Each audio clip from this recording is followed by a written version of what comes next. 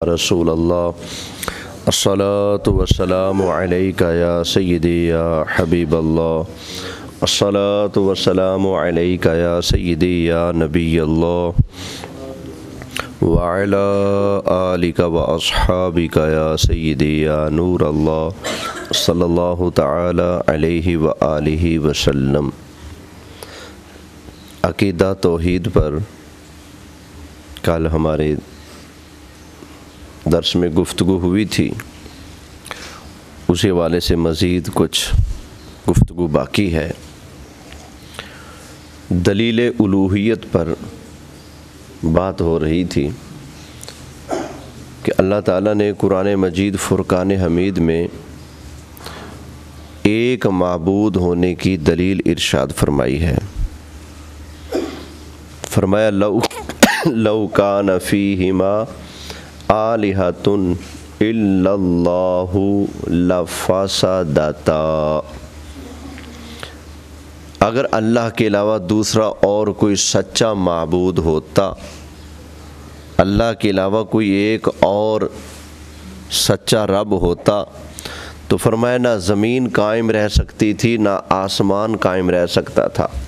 لفسدتا، ان دونوں میں فساد ہو جاتا، دونوں تباہ و برباد ہو جاتی۔ اگر دو معبود ہوتے تو نظام چل نہیں سکتا تھا، تباہی ہونی تھی۔ تو نظام کا ایک ترتیب سے چلنا اس بات کی دلیل ہے کہ معبود صرف ایک ہے، اللہ۔ مکہ کے کافر مشرک نبی کریم صلی اللہ علیہ وآلہ وسلم کے پاس آئے اور کہنے لگے کہ جو بھی بندہ ہوتا ہے اس کا حسب و نسب ہوتا ہے، اس کے والدین ہوتے ہیں، اس کا کنبہ قبیلہ خاندان ہوتا ہے۔ آپ کہتے ہیں کہ رب ہے اور آپ کہتے ہیں کہ ایک ہی رب ہے، تو پھر آپ ہمیں اس کا حسب نسب بتائیں، اس کا قبیلہ کون سا ہے، کنبہ کیا ہے، کون سا خاندان ہے، اس کے ماں باپ کون ہے، والدین کون ہے، آپ ہمیں اپنے رب کے حسب و نسب کے بارے میں بتائیں۔ مکہ کے لوگوں نے یہ سوال کیا تو اللہ تعالیٰ نے نبی کریم صلی اللہ علیہ وآلہ وسلم پر سورہ اخلاص شریف کو نازل فرمایا۔ سبحان اللہ۔ قل هو اللہ احد، اے پیارے محبوب صلی اللہ علیہ وسلم، آپ اپنی مبارک زبان سے ارشاد فرما دیں کہ وہ اللہ ایک ہے۔ اللہ الصمد، اللہ بے نیاز ہے، وہ کسی کا محتاج نہیں، اس کے اوپر کسی کا کوئی بوجھ نہیں، کوئی وزن نہیں، وہ کسی کا محتاج نہیں ہے، بے نیاز ہے۔ لم یلد ولم یولد، نہ اس کی کوئی اولاد ہے، نہ وہ کسی کی اولاد ہے، نہ اس کے اپنے بچے ہیں، نہ اس کے ماں باپ ہیں۔ اللہ کسی کی اولاد ہے، نہ اس نے کسی کو پیدا کیا، نہ اس کو کسی نے پیدا کیا۔ وَلَمْ يَكُنْ لَهُ كُفُوًا أَحَدٌ، اور کوئی بھی اللہ کی برابری کا، اللہ کے مقابلے کا نہیں ہے۔ یہ سورہ اخلاص شریف اللہ نے نازل فرمائی تھی اس وقت۔ اس کو سورہ توحید بھی کہا جاتا ہے۔ اس میں دلیل الوہیت بیان ہوئی ہے کہ اللہ کون ہو سکتا ہے، معبود کون ہے۔ تو دلیل الوہیت ہے اللہ الصمد، اللہ بے نیاز ہے، اللہ کسی کا محتاج نہیں۔ یہ دلیل الوہیت ہے۔ خدا ہونے کی دلیل یہ ہے، کیونکہ معبود وہ ہوتا ہے جو کسی کا محتاج نہ ہو۔ جو کسی کا محتاج ہو وہ معبود نہیں ہو سکتا۔ یہ دلیل الوہیت ہے، یاد رکھ لیں۔ کئی لوگ کہتے ہیں کہ خدا وہ ہوتا ہے جو مشکلیں ٹال لے۔ ٹھیک ہے، اللہ مشکلیں ٹالتا ہے، لیکن یہ بات صحیح نہیں کہ خدا وہ ہوتا ہے جو مشکلیں ٹال لے، پھر جو مشکل ٹالتا ہے وہ سارے خدا بن جائیں گے۔ سمجھ آ گئی نا؟ حضرت عیسیٰ علیہ السلام مشکلیں ٹالتے تھے کہ نہیں؟ ٹالتے تھے۔ آپ خود فرماتے ہیں، قرآن میں ہے، آج ہماری منزل میں بھی وہ آئے گا۔ آپ فرماتے ہیں وَأُبْرِئُ الْأَكْمَحَ وَالْأَبْرَصَ وَأُحْيِي الْمَوْتَى بِإِذْنِ اللَّهِ، فرمایا میں جن کی آنکھ کا ڈیلا بھی نہ ہو اس کو آنکھ دیتا ہوں، اور جو کوڑ کے مریض ہیں انہیں شفا دیتا ہوں، اور اللہ کی دی ہوئی طاقت سے فرمایا میں مردے بھی زندہ فرماتا ہوں۔ تو حضرت عیسیٰ علیہ السلام مشکلیں حل کر رہے ہیں کہ نہیں؟ تو یہ نہیں کہہ سکتے کہ خدا وہ ہوتا ہے جو مشکلیں حل کر لے، نہیں، حضرت عیسیٰ علیہ السلام کو پھر خدا ماننا پڑے گا۔ بخاری شریف کی حدیث ہے، بارش نہیں ہو رہی تھی، لوگ نبی پاک کے پاس آئے، سرکار جمعہ پڑھا رہے تھے، یہ بھی بخاری میں ہے، جمعہ پڑھا رہے تھے، ایک صحابی کھڑے ہو گئے، آقا بارش نہیں ہو رہی، مہربانی کریں، دعا مانگیں۔ سرکار نے دعا مانگی، فوراً بارش آئی۔ ابھی سرکار ممبر سے نیچے نہیں آئے کہ سرکار کی داڑھی میں بارش کے قطرے موتیوں کی طرح چمکنے لگے، تو مشکل ٹالی نا، بارش نہیں ہو رہی تھی۔ بخاری میں موجود ہے، حضرت ابو ہریرہ آگے، آقا بھول جاتا ہوں، حدیثیں سنتا ہوں بھول جاتا ہوں، فرمایا چادر بچھاؤ، چادر بچھائی، سرکار نے یوں کیا، فغرف بیدہ، 3 مرتبہ ہوا کے اندر یوں بک لب بھرا، چادر کے اندر ڈال کر فرمایا دمہ، اپنے سینے سے لگا لو۔ حضرت ابو ہریرہ فرماتے ہیں فما نسیت شیئا بعد، قسم ہے اللہ کی اس کے بعد ککھ بھی نہیں بولا، جو سنتا تھا یاد رہتا تھا۔ اب یہ بھی تو مشکل تھی نا، حل کی کہ نہیں کی؟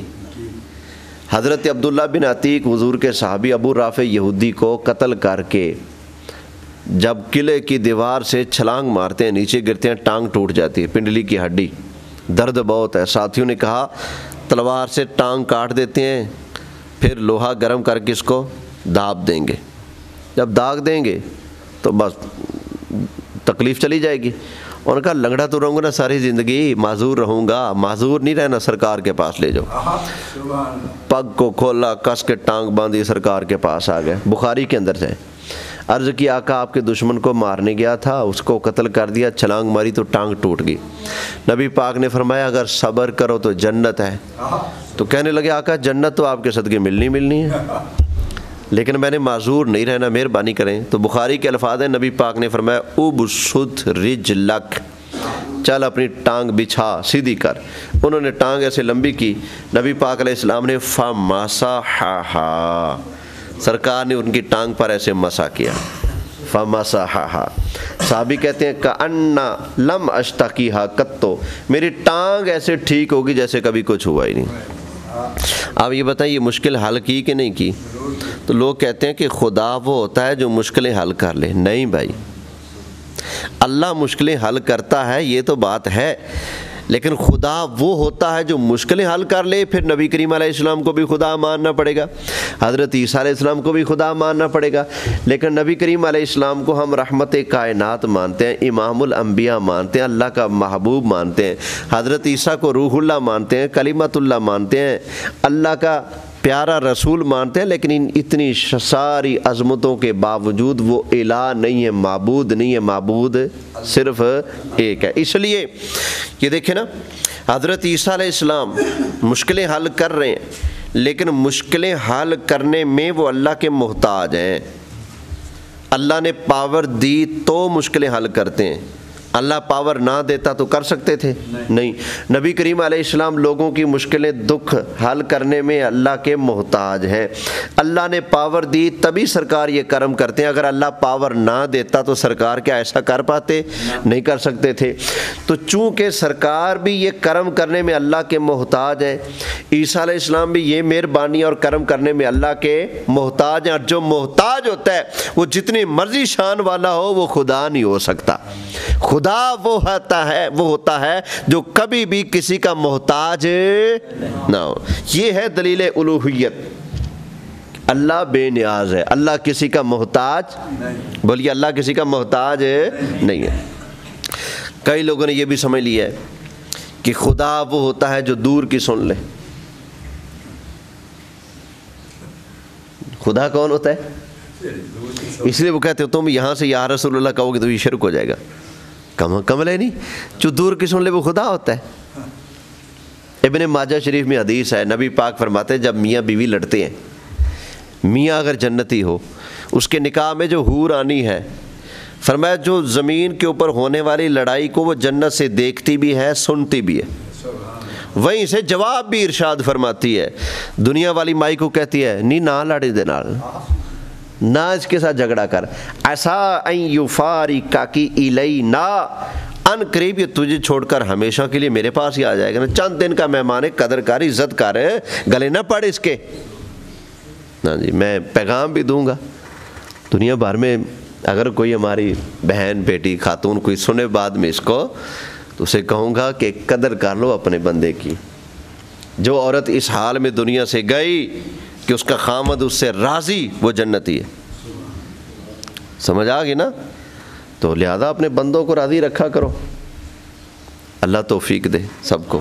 توجہ ہے جی؟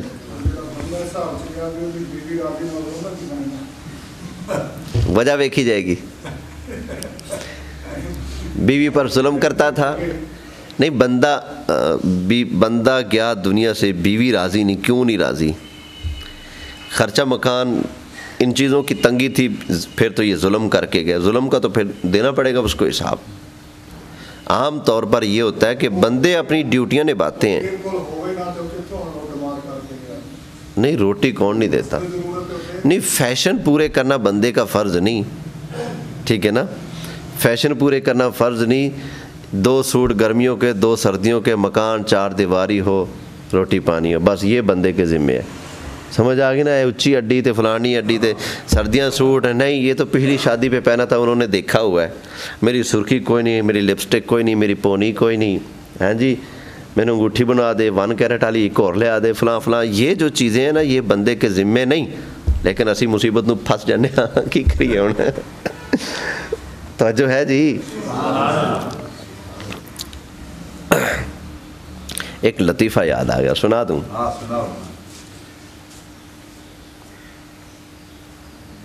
ایک بندے گھر لے کے آیا اپنی وائف کو. اس نے کہا یہ میرے والدین ہیں، ان کی خدمت کر. اس نے کہا یہ میرا کوئی فرض نہیں، میرا حق ہے کہ میں اپنی مرضی سے جیوں، ان کی خدمت کرنا میری پابندی نہیں ہے. شریعت نے لازم نہیں کیا. بندے نے کہا ہاں بالکل تو ٹھیک ہے. شریعت نے جب لازم نہیں کیا تو میں کیسے لازم کر سکتا ہوں؟ نہ کر خدمت، اپنے والدین کی خدمت میں خود کر لوں گا. اور بات پہ وہ کہے شریعت شریعت شریعت شریعت. جب بھی کوئی بات آ جائے، مہمان آئے چائے تو بنا دو، کہے شریعت نے مجھ پر لازم نہیں کیا کہ بندے تیرے روٹیاں میں پکاواں. نہ، میرے اوپر کوئی لازم نہیں. بات تو ٹھیک تھی اس کی. شریعت نے لازم نہیں کیا کہ یار دوست آئیں تو عورت ان کی پابند ہو کہ ان کو کھانے پکا کر دے. اخلاقاً وہ پکا کر دے، لیکن شریعت کی طرف سے وہ پابند نہیں ہے. اچھا، وہ یوں کر کے اپنی جان چھڑا دے. بندے نے کہا اماں چل ذرا چلیے. وہ کہندی کدھر چلے ہو؟ انہوں نے کہا رشتہ ویکھن. کدا؟ نے کہا میرا. کیوں، میں ہے گی نہیں؟ انہوں نے کہا مینوں شریعت نے حق دیتا ہے، مینوں شریعت نے اجازت دی تھی، تو دوجی بھی کر، تو تیجی بھی کر، تو چوتھی بھی کر. دس کا عالمہ صاحبہ، کیا قرآن نے نہیں آکھیا فَانْكِحُوا مَا طَابَ لَكُم مِّنَ النِّسَاءِ مَثْنَىٰ وَثُلَاثَ وَرُبَاعَ؟ نہیں آکھیا قرآن نے؟ اس نے کہا ایسا کر، میں تیریاں مان لینی ہوں، تو میری مان لے، نویں نہ لیا، روٹی شوٹی میں پکائی رکھاں گے. تو ہاں جی، تو بہرحال ہونا یہ چاہیے کہ بندہ ان کے حقوق کا خیال رکھے، اور عورتیں جو ہیں وہ شوہر کی خدمت کریں، اور اخلاقاً جو چیزیں ان کے اوپر لازم ہوتی ہیں اخلاق کے اعتبار سے، وہ ان چیزوں کا بھی خیال کرے. وہ ان کے والدین کی خدمت کرے. اس کی جو اولاد ہے شوہر کی، عورت کی بھی تو وہی اولاد ہے نا، ان کی وہ خدمت کرے، آئے گئے مہمان کی عزت کرے. اس میں ظاہری بات ہے ثواب تو ملنا ہی ملنا ہے، اور لوگ بھی تعریف کریں گے. ٹھیک ہے نا؟ ایک بندے کے گھر جو کوئی مہمان چلا جائے، اگر بڈھی کہے نہیں میرے تو کوئی لازم نہیں میں روٹی پکاواں، جا دفعہ مار پر ہوٹل تو کھا لے چکن لے، میں نہیں کر دی. اب لوگوں کو پتہ لگے گا، وہ تعریف کریں گے اس کی، اچھے لفظوں سے اس خاتون کو یاد کریں گے؟ نہیں یاد کریں گے. تو ہر سچی بات کرنے کے لیے نہیں ہوتی. کئی لوگ سمجھتے ہیں کھری بات کر دینی چاہیے. بھئی ہر کھری بات نہیں کرنی چاہیے، ہر سچی بات بھی نہیں کرنی چاہیے. یہ یاد رکھنا بھائی. یہاں جو درس میں بیٹھے ہو 500 بندے، ان میں ایک بیٹھا ہو چور. اب مجھے پتہ لگ جائے وہ چور ہے، اب مجھے کیا وہ سچی بات یہاں سب کے سامنے کرنی چاہیے کہ لوگوں وہ پہچان لو بندہ بیٹھا ہے چور جے؟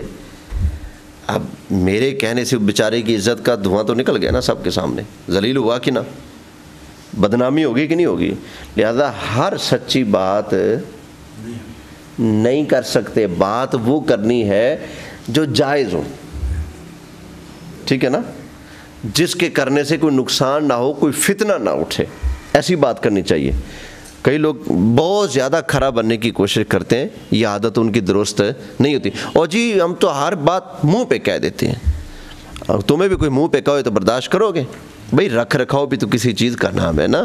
نبی پاک نے ہمیں حکم دیا لوگوں کے پردے رکھو، عیب چھپاؤ، عیب چھپانے پر جنت کی بشارت حدیث میں بیان ہوئی ہے۔ اگر ہر بات منہ پھاڑ کے اگر کہہ دینی ہے تو پھر عیب کون چھپائے گا؟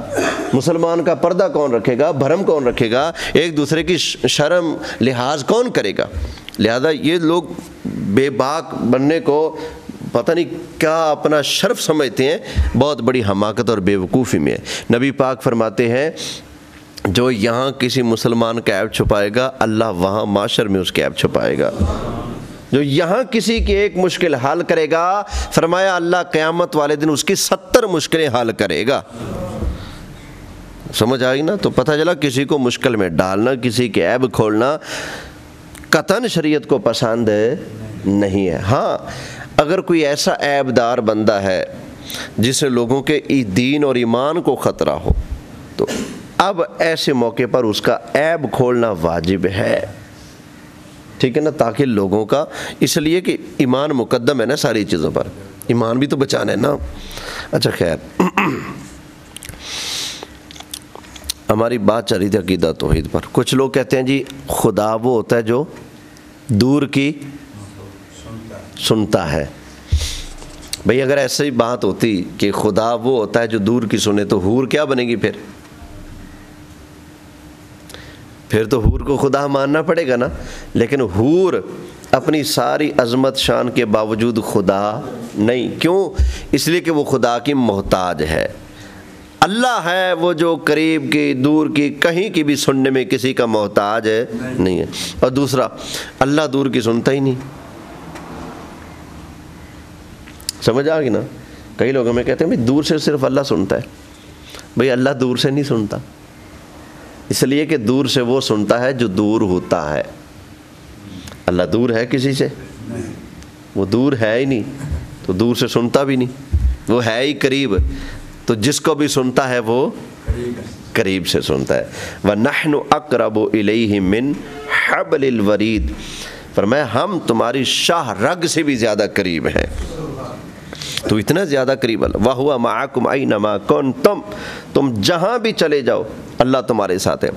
أَيْنَمَا تُوَلُّوا فَثَمَّ وَجْهُ اللَّهِ، جدھر دیکھو اس کی ذات کے جلوے موجود ہیں، وہ ہم سے دور نہیں ہے۔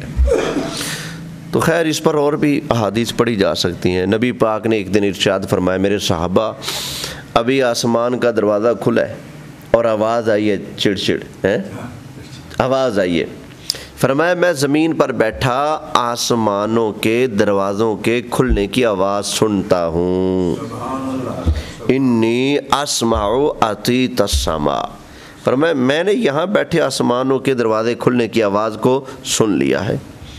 یہ آسمان قریب ہیں یا دور ہیں؟ بھلے دور ہیں، تو سرکار نے دور کی سنی کہ نہیں؟ کہتے ہیں جی خدا وہ ہوتا ہے جو دور کی سنتا ہے، کتنی بڑی بے وقوفی ہے۔ ایک اور حدیث، نبی پاک صلی اللہ علیہ وآلہ وسلم نے ارشاد فرمایا کہ آج سے 70,000 سال پہلے جہنم کے اندر ایک بہت بڑا پتھر پھینکا گیا، وہ گرتا رہا، فرمایا وہ آج جہنم کے نیچے لگا ہے، تو لگنے سے جو ٹھا آواز پیدا ہوتی ہے نا، فرمایا میں نے اس کی اس ٹھا والی آواز کو بھی سن لیا ہے۔ دور کی سنی کہ نہیں سنی؟ سنی۔ ایک صحابی سرکار کے حضرت نعیم، ان کو نعیم نحام کہا جاتا ہے، نحام کہتے ہیں کھانسی کرنے والے کو۔ سرکار جب معراج پر گئے نا، یہ صحابی مکہ میں سوئے ہوئے تھے، ان کو سوئے نا سائڈ سوٹ بدلی تو کھانسی آئی، سرکار جنت میں اس وقت تھے، جنت ساتوں آسمانوں سے پار ہے۔ نبی پاک علیہ السلام نے مکہ کے اندر سوئے ہوئے اپنے صحابی حضرت نعیم کی کھانسی کی آواز ساتوں آسمانوں سے پار جنت میں جا کر سنی۔ سبحان اللہ، تو کہتے ہیں جو خدا وہ، تو پھر یہاں کیا کہو گے نبی پاک بھی خدا ہیں؟ بھائی نہیں، نبی پاک خدا نہیں، معبود نہیں، الہ نہیں، الہ صرف ایک اللہ ہے۔ اس لیے کہ سرکار دور سے سننے میں اللہ کے محتاج ہیں، اور اللہ اپنی کسی شان میں کسی کا محتاج نہیں۔ تو دلیل الوہیت یہ دور سے سننا یا مشکلیں حل کرنا نہیں، دلیل الوہیت ہے غیر محتاج ہونا۔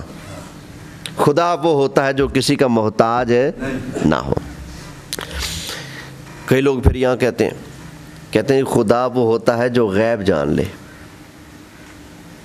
کون ہوتا ہے خدا؟ جو غیب جان لے۔ حالانکہ لفظ غور کریں، جان لے کا جملہ اس کے لیے بولا جائے گا جو پہلے نہ جانتا ہو۔ سمجھ آ گئی نا؟ ایک مولوی صاحب نے ہمارے خلاف کتاب لکھی ہے۔ ہم کہتے ہیں نا اللہ نے نبی پاک کو غیب کا علم بخشا ہے، تو وہ کہتا ہے کہ غیب، عالم الغیب ہونا اللہ کی شان ہے، بے شک۔ پھر آگے کہتا ہے غیب، عالم الغیب غیب دانی کی قوت کا نام ہے، یعنی اللہ اپنی قوت کو استعمال کر کے جب چاہے غیب جان لے۔ کتنی بڑی بیوقوفی ہے یہ، جب چاہے جائے غیب جان لے، اس کا مطلب پہلے سے نہیں جانتا۔ اس کی تو شان ہے علام الغیوب، سمجھ آ گئی نا؟ وہ ہے علیم بذات الصدور۔ تو اللہ کے بارے میں یہ کہنا کہ جب چاہے جان لے، بالکل بے وقوفی والی بات ہے، بلکہ یہ کلمہ کفر ہے۔ جب چاہے جان لے، یہ اس کی صفت ہوگی جس کو پہلے علم نہ ہو۔ اللہ تعالیٰ کی ذات جیسے ازلی ابدی ہے، اسی طرح اللہ تعالیٰ ازل سے ہی صفت علم کے ساتھ متصف ہے۔ اللہ ازل سے، ہمیشہ سے کائنات کی ہر شے کو جانتا ہے، پہچانتا ہے۔ سمجھ آ گئی نا؟ یہ نہیں کہ اللہ جب چاہے جان لے۔ اسماعیل دلوی کو بھی یہ غلطی لگی، اس نے کہا جی جب چاہے غیب جان لے، یہ اللہ کی شان ہے۔ جب چاہے کیوں بھائی؟ وہ تو ہمیشہ سے صاحب علم ہے۔ اللہ اکبر۔ تو اگر یہ مانا جائے کہ خدا وہ ہوتا ہے جو غیب جانے، پھر بھی ڈھیر سارے خدا ماننے پڑیں گے۔ کیسے؟ ابھی حضرت عیسیٰ علیہ السلام کی شان کا ذکر ہو رہا تھا۔ حضرت عیسیٰ علیہ السلام فرماتے ہیں آگے، فرمایا وَأُنَبِّئُكُمْ بِمَا تَأْكُلُونَ وَمَا تَدَّخِرُونَ فِي بُيُوتِكُمْ۔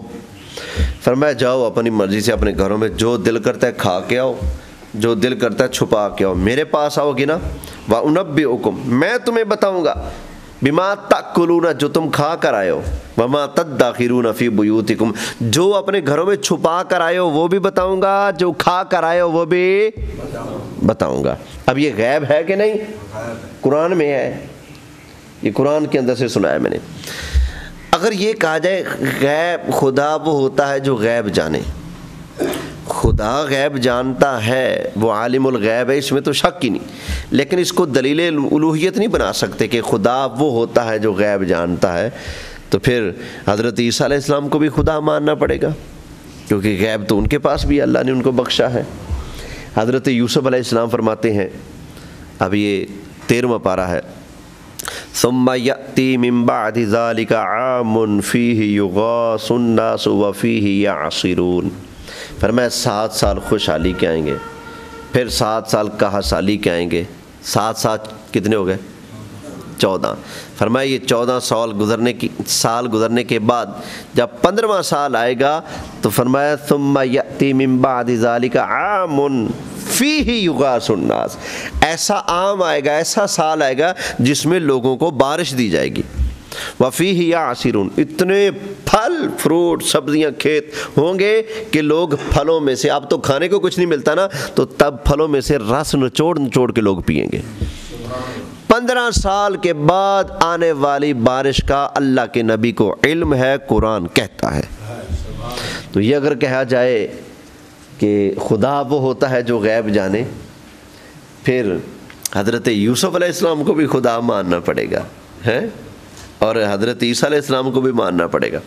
اب آگے نبی کریم علیہ السلام کی شان میں تو اللہ خود فرماتا ہے، فرمایا وما کان اللہ لیطلعکم علی الغیب، اللہ کی یہ شان نہیں کہ وہ ہر کسی کو غیب کا علم بخشے، ولیکن اللہ یجتبی من رسلہ من یشاء، لیکن وہ اپنے رسولوں میں سے جسے چاہتا ہے اسے علم غیب عطا فرماتا ہے، رسولوں میں سے جسے چاہتا ہے۔ تو سرکار کو بھی اللہ نے چاہا کہ نہیں؟ سب سے بڑھ کر چاہا، آپ کا نام ہی رکھ دیا مجتبی، مصطفیٰ، چنا ہوا ہے۔ چنے ہوئے کا مطلب سمجھتے ہیں؟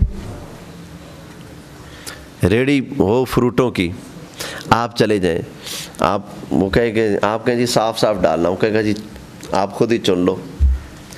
تو جب آپ چنیں گے تو اچھی اچھی چیز چنیں گے یا مندی؟ ساری ریڑی میں جو آپ کو سب سے اچھا دانہ نظر آئے گا اسی پر ہاتھ ڈالیں گے نا، بولے اس کو کہیں گے یہ چنا ہوا ہے۔ تو اللہ نے جب کائنات بنائی نا، تو اللہ کو تو پتا تھا نا میں نے کس کس کو بنانے، کیا کیا بنانے، تو سارے دانے اللہ کے سامنے تھے ہیں، سب سے پیارا دانہ میرے مصطفیٰ کریم علیہ السلام ہے، سب سے زیادہ عظمت اور ٹور والے آپ تھے۔ تو نبی پاک علیہ السلام کو اللہ نے چنا اپنی ساری مخلوق میں سے، سب میں سے آپ کو چنا، چن کر آپ کو اللہ نے اپنا حبیب بنا لیا، اپنا محبوب بنا لیا، اپنا دوست بنا لیا، صلی اللہ تعالی علی محمد صلی اللہ علیہ وآلہ وسلم۔ تو اللہ نے سرکار کو غیب کے خزانے بخشے۔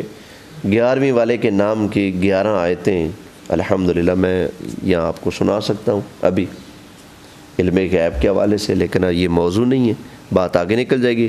مسئلہ صرف اتنا سمجھانا ہے، یہ کہنا کہ خدا وہ ہوتا ہے جو غیب جانے، یہ بات صحیح نہیں بھائی، خدا وہ ہے جو کسی کا محتاج نہیں، بس سمجھ آ گئی نا۔ یہ دلیل الوہیت ہے جس کو اللہ نے قرآن میں بیان فرمایا۔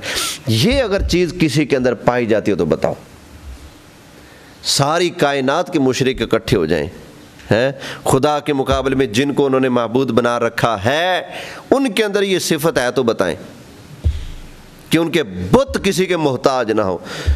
وہ بڑے ان کو بنائے گئے ہیں، وہ تو بننے میں محتاج ہیں، ان کو تو مستریوں نے گھڑ گھڑ کے بنایا ہے، رگڑ رگڑ کے بنایا ہے، کسی کو پتھر کا بنایا، کسی کو لکڑی کا بنایا، کسی کو لوہے کا بنایا، کسی کو چمڑے کا بنایا، کسی کو پتل کا بنایا۔ جس کو بنایا بندے نے خود اپنے ہاتھوں سے، تو وہ معبود ہو سکتا ہے؟ وہ خدا ہو سکتا ہے؟ وہ تو محتاج ہے نا۔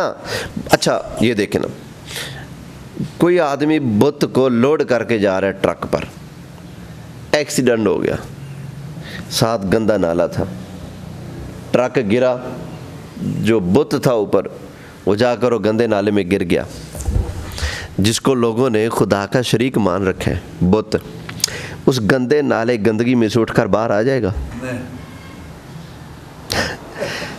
چلو باہر آنا بعد کی بات، وہاں سے کسی کو فریاد کر لے گا او مجھے بچایو، مجھے پکڑنا، مجھے نکالو، کہہ لے گا؟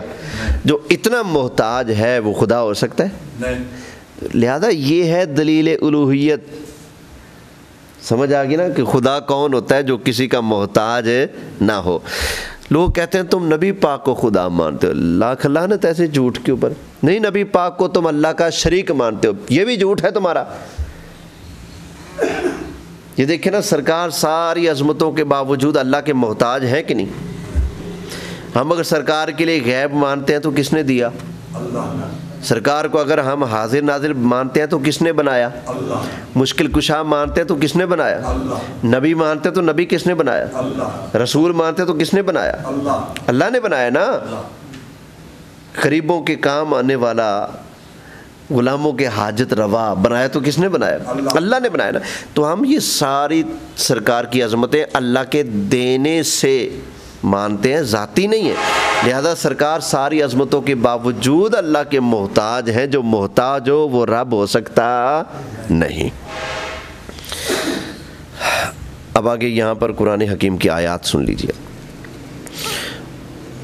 اللہ تعالیٰ ارشاد فرماتا ہے لقد کفر الذین قالوا، بے شک وہ لوگ کافر ہیں جنہوں نے کہا ان اللہ ثالث ثلاثہ، کہ کہتے ہیں کہ اللہ تین خداؤں میں تیسرا ہے. وہ لوگ کافر ہیں جنہوں نے خدا تین مان لیے اور کہتے ہیں خدا تین خداؤں میں تیسرا اللہ ہے. ایک خدا حضرت عیسیٰ، دوسرے خدا حضرت مریم، اور تیسرے خدا اللہ تعالیٰ. یہ عیسائی کہتے ہیں. تو اللہ فرماتا ہے لقد کفر الذین قالوا ان اللہ ثالث ثلاثہ، بے شک یہ لوگ کافر ہو گئے جنہوں نے کہا کہ اللہ تین خداؤں میں تیسرا ہے. وما من الہ الا الہ واحد، اللہ اکبر، خدا تو صرف ایک خدا ہے. آگے فرمایا وَإِن لَّمْ يَنْتَهُوا، اگر یہ لوگ اپنی اس بات سے باز نہ آئے، اما یقولون، جو بات وہ کہتے ہیں نا کہ خدا تین ہے، اس بات سے اگر وہ لوگ باز نہ آئے تو لَيَمَسَّنَّ الَّذِينَ كَفَرُوا مِنْهُمْ عَذَابٌ عَلِيمٌ، تو ان میں سے جو کافر مریں گے نا ضرور ان کو دردناک عذاب کا پھینٹا لگے گا. تو خدا دو ماننا، تین ماننا یہ کفر ہے. خدا کتنے ہیں؟ ایک ہے. ایک اور مقام پر اللہ تعالیٰ ارشاد فرماتا ہے اللہ لا الہ الا ہو، اللہ ہی ہے کہ جس کے سوا کوئی معبود نہیں. الحی، وہ زندہ ہے. القیوم، وہ دوسروں کو بھی قائم رکھنے والا ہے. ایک مقام پر فرمایا الحمدللہ الذی خلق السماوات والارض، ساری تعریفیں اس اللہ کے لیے جس نے آسمانوں اور زمین کو پیدا فرمایا. وجعل الظلمات والنور، جس نے اندھیری اور روشنی کو پیدا فرمایا. ثم الذین کفروا بربہم یعدلون، اس پر کافر لوگ اوروں کو رب کے برابر ٹھہراتے ہیں.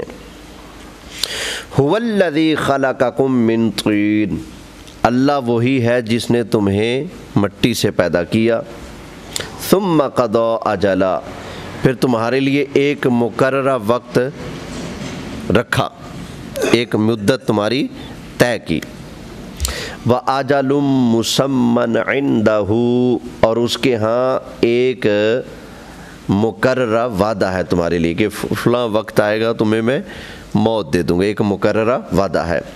ثم انتم تمترون، پھر تم لوگ شک کرتے ہو. وَهُوَ اللَّهُ فِي السَّمَاوَاتِ وَفِي الْأَرْضِ، وہی اللہ ہے آسمانوں کا اور زمینوں کا، وہی معبود ہے.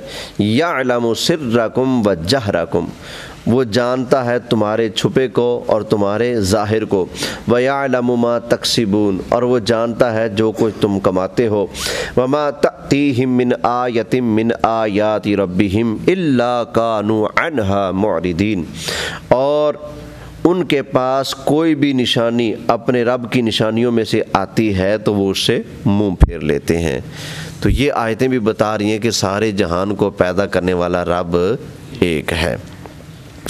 اب یہاں پر نبی پاک صلی اللہ علیہ وآلہ وسلم کی دو احادیث سن لیں، پھر بات ختم کرتے ہیں، میرے خیال ٹائم کافی ہو رہا ہوگا. امام بخاری نے صحیح بخاری شریف کے اندر حدیث نقل کی ہے. حضرت عمران بن حسین رضی اللہ تعالیٰ عنہ سے روایت ہے کہ نبی پاک صلی اللہ علیہ وآلہ وسلم کی خدمت میں کچھ لوگ یمن کے آئے تو نبی کریم علیہ السلام نے انہیں دیکھا تو فرمایا اقبل البشرا یا اہل الیمن، اور یمنیوں تمہارے لیے بشارت ہے، خوشخبری ہے، خوشخبری قبول کرو. اقبالو، قبول کرو خوشخبری. تو انہوں نے کہا جی ہم نے خوشخبری قبول کی. اور کہنے لگے ہم آپ کی خدمت میں دین سمجھنے کے لیے حاضر ہوئے ہیں، یہ جاننا چاہتے ہیں کہ اس دنیا سے پہلے کیا تھا، اس دنیا سے پہلے کیا تھا۔ یہ بخاری کی حدیث ہے۔ تو نبی کریم علیہ السلام نے فرمایا کان اللہ، پہلے کیا تھا؟ صرف اللہ۔ کیا تھا؟ صرف اللہ۔ ولم یکن شیء قبلہ، فرمایا کوئی چیز بھی اللہ سے پہلے نہیں تھی، پہلے کون ہے؟ اللہ۔ وکان عرشہ علی الماء، اور اس کا عرش پانی پر تھا۔ ثم خلق السماوات والارض، پھر اس نے آسمانوں اور زمین کو پیدا کیا۔ وکتب فی الذکر کل شیء، پھر اس نے لوح محفوظ میں ہر شے کو ذکر کر دیا۔ ایک اور حدیث صحیح مسلم شریف کی حدیث ہے، حضرت سیدنا ابو ہریرہ رضی اللہ تعالی عنہ روایت کرتے ہیں کہ جب رسول اللہ صلی اللہ علیہ وآلہ وسلم سونے کا ارادہ فرماتے، حضور آرام فرمانے لگتے، سونے کا ارادہ فرماتے، تو تب نبی کریم علیہ السلام کیا فرماتے تھے؟ اللہم رب السماوات و رب الارض، اے زمینوں اور آسمانوں کے رب، و رب العرش العظیم، اور اے عرش عظیم کے رب، ربنا و رب کل شیء، ہمارے رب اور ہر شے کے رب، فالق الحب والنوا، فرمایا اے دانے اور گٹلی کو چیر کر اگانے والے، فالق الحب والنوا۔ قرآن میں بھی ہے نا، ان اللہ فالق الحب والنوا، بے شک وہ اللہ ہی ہے جو گٹلی اور دانے کو چیر کر اس میں سے پودا اگاتا ہے۔ تو سرکار اللہ کی بارگاہ میں عرض کر رہے ہیں فالق الحب والنوا، اے دانے اور گٹلی کو چیر کر بیج کو اگانے والے، وَمُنزِلَ التَّوْرَاتِ وَالْإِنْجِيلِ وَالْفُرْقَانِ، اے تورات کو، اے انجیل کو، اے قرآن کو نازل کرنے والے رب، اعوذ بک من شر کل شیء، میں ہر چیز کے شر سے مولا تیری پناہ میں آتا ہوں۔ اللہ اکبر۔ انت آخذ بناصیتہ، یہ ہر زہریلی چیز کو تو نا یہاں پیشانی سے پکڑنے والا ہے، یہاں سے پکڑنے والا ہے، اس میں ظالم سارے آ گئے۔ اللہم انت الاول، اے اللہ تو سب سے اول ہے۔ اللہ اکبر۔ فلیس قبلک شیء، تجھ سے پہلے کوئی شے نہیں، سب سے پہلے اول کون ہے؟ اللہ ہے۔